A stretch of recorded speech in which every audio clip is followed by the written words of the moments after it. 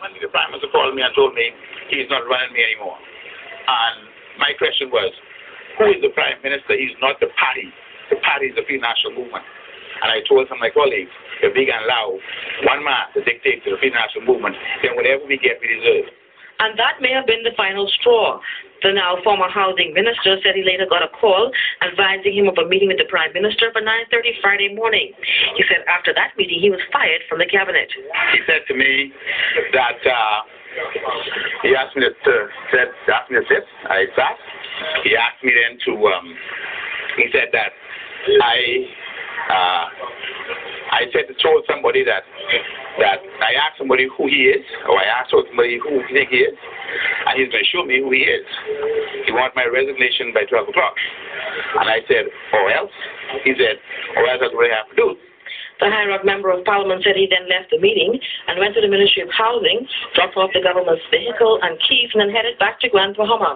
Admitting that he's deeply disappointed and sometimes fighting back tears, Russell said he's satisfied that he did nothing wrong. The Prime Minister may say that I've done some wrong, but I don't think I've done any wrong things. Fighting for Grand Bahama to get a project in Grand Bahama to create jobs for my people, so my people can eat and feed their family and educate their children.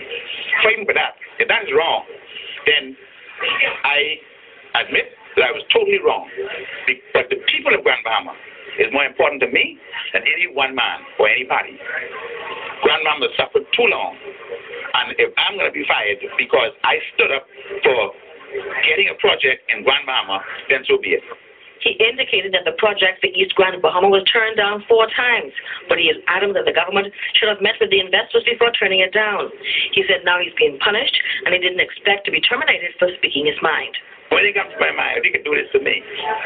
As far as I know, with no reason. I do not understand where God is in his heart. And I am sorry for the Bahamian people who have to go through this kind of leadership in our country.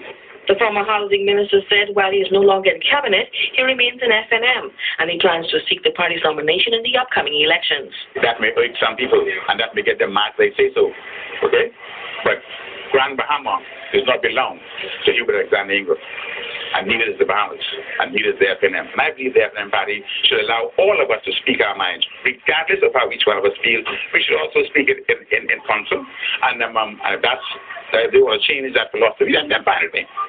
Russell said he didn't have a chance to speak with any of his parliamentary colleagues up to the time he arrived on Grand Bahama.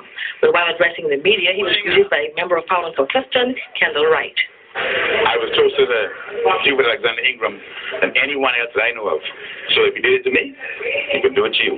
The High Rock Member of Parliament said he has no regrets, and he thanks the Prime Minister for allowing him to serve in the cabinet of the Bahamas. Natalie Martinborough, ZNS News. Now, according to sources within the governing Free National Movement, our initial report in the Bahamas tonight, in which we reported that Mr. Russell was escorted from the cabinet building, is reported airline and allied workers union members are threatening